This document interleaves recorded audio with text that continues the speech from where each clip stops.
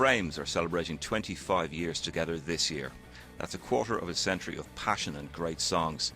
They play soul-led shows in Dublin's Ivy Gardens and dates in Cork's Marquee. And they've just released a compilation album, Longitude, an introduction to the Frames. TEN met violinist Colm MacConimra and frontman Glenn Hansard to talk about their raggle-taggle beginnings, the joy and pain of being in a band, and their current standing as an Irish rock institution.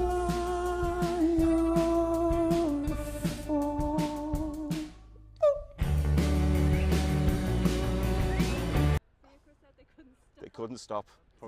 Yeah, well, we'll just have to continue. Okay, lads, you're celebrating 25 years together with the album and, of course, these gigs in the Ivy Gardens here in Dublin. Take me back to 1990, Glenn. What's your earliest memory of the Frames getting together?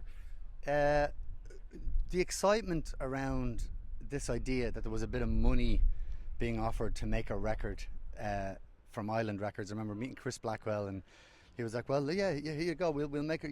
Let's make a record together." And it was Island Records, and it was the home of Nick Drake and Tom Waits and all of these really exciting bands. And then going and meeting going back to all the buskers and saying, "Right, he's into making a record." And just that was a great moment. And then having all this money to go and buy gear. I remember, and it was just after making the commitments. I remember it was around the same time, and I got some money from the record company, and then some money from the commitments, and we bought a bunch of amps.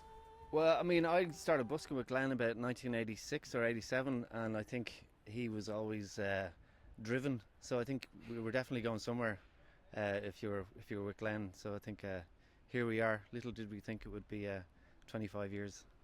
Well, exactly, and I mean, you've been very, very much survivors.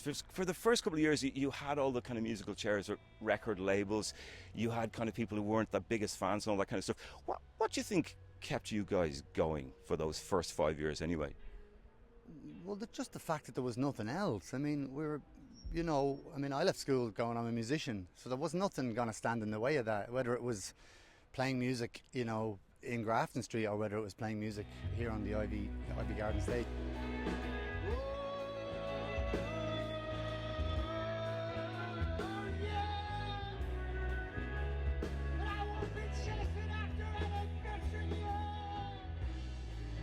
I remember when we were dropped from Ireland, it was like only 2 or 3 years after we'd been signed.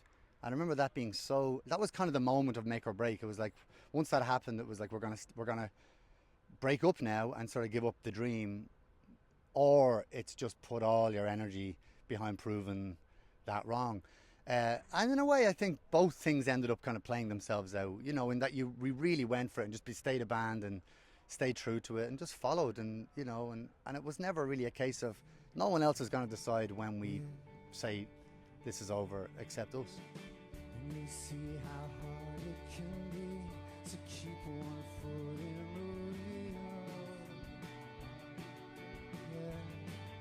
So it wasn't all plain sailing for the Frames, and there was some wailing and gnashing of teeth among band members at the time. I couldn't possibly say anything about that. Glenn? Of course, I mean, look, I think playing music requires emotion. So it's an emotional thing for to play music for this long. Going back to the best of times, the worst of times, the gigs have always been consistently great, as have our audiences, and around the world. So that's really what sustained us. I think the things haven't changed really since we were on the streets. The worst thing you could say about any band is when it gets to a point, because every band's emotional, every band argues, and any band that's worth its salt fights like cats and dogs. But there was always a thing with the Frames where there was kind of a saying, "Who cares wins," and it was kind of like, whoever cares the most about the argument, generally speaking, wins the argument. And it's a testament to the band tonight. All the original lineup are here. Thankfully, we're all still alive, which is brilliant when you think about it statistically. We're all able to look each other in the eye and get on. So there's a lot to be said for that. Everybody's going to want to know, I think it's 2007 was the last studio album, Cost. When do you think we will hear an album of new material from you guys? Don't know. 2030? Who knows? Yeah. You are writing new songs. Well, you're always writing songs. It's just what band are you going to do them with is the question. And you know, I think if we get together and play music in a room together, that's usually where stuff happens. And it's really a question of when are we going to do that? And that's, you know, none of us can answer it.